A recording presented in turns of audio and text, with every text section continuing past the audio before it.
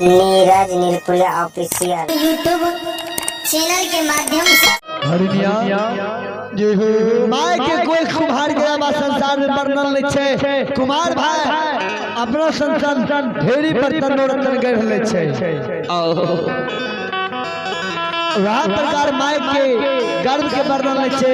तोरा से सुंदर सुंदर तोरा ऐसा ऐसा बेटा दुनिया में घने माय के कोई से जन्म हरिनिया है श्रोता भगवान सती हरिया स्वामी के आवाज भी सुने थे करके स्वामी ना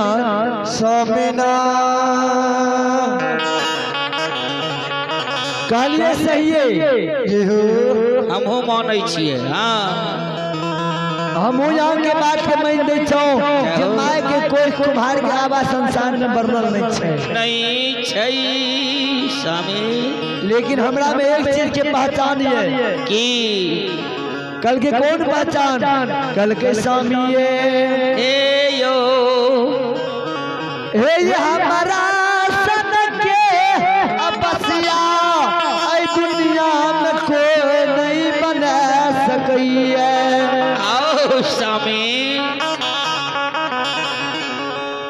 कि कल के हमरा सन के बसिया पहला बसिया भगवान श्री कृष्ण के हाथ में छे। हाँ और दोसर बसिया हम बेटा के बना के पुनीत नगर में देने छे। आओ स्वामी ओ बसिया बनवे में हमरा स्वामी बड़ी करामत भेलै। की भेले हो? नवमी दशमी दशहरा होय छै। हाँ स्वामी नित्य स्थापन निंदा के बांस के बीच में नोटा पठा दिलिए रहे। स्वामी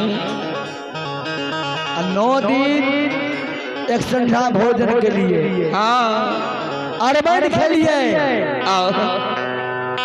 नित्य जगरना दिन जाके बांस के काट लान लिए। निची भाग करनिया रात में बांस से काट लिए। काट के बांस के पोड़ टोन दिलिए। टोन के बसिया बना लिए। बसिया बना आवाज लगा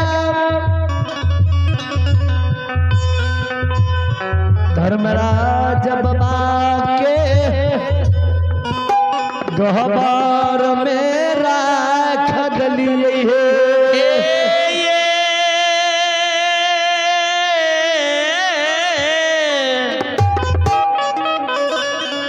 स्वामी है जी स्वामी वह बच्चा ने बेटा हमारा सुजन बाजार के आबै छै। आओ स्वामी हरिया हरिया दोनों प्राणी आपस में विचार करे छे कि कामन में रंजित वाले सुजन बाजार में प्रवेश कर गए। आओ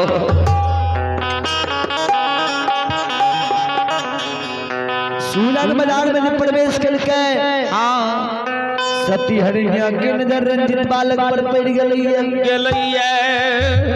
जय प्रकार सरकार गाय अपना बच्चा ले सिरार मारे छे।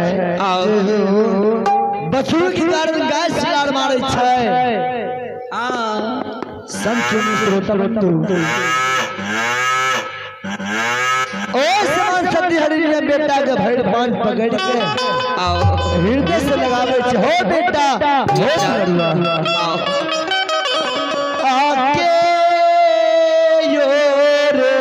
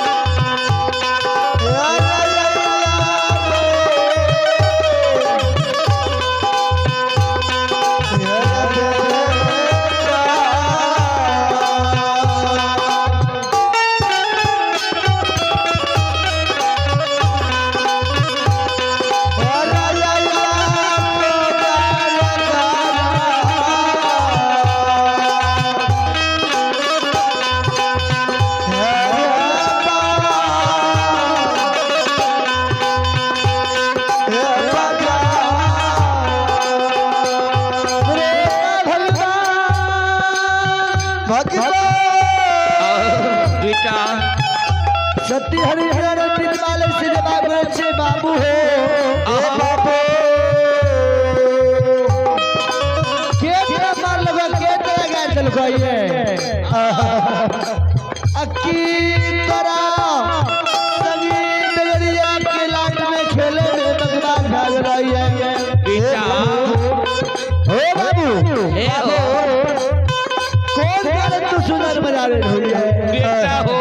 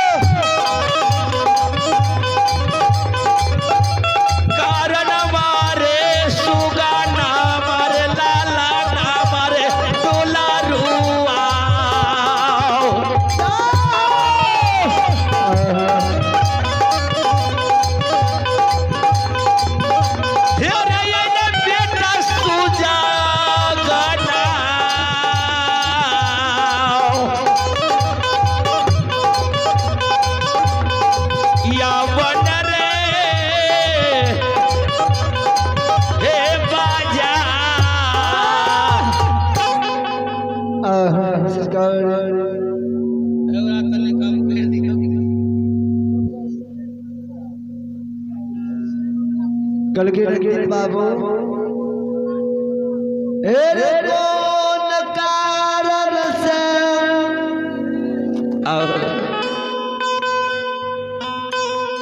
बेटा तू हमारा लग सुजान बाजार अइले बेटा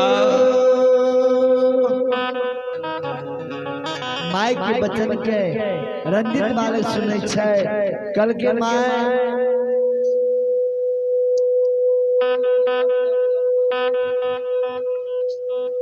अपना द्वार पर एगो मेजबान लिए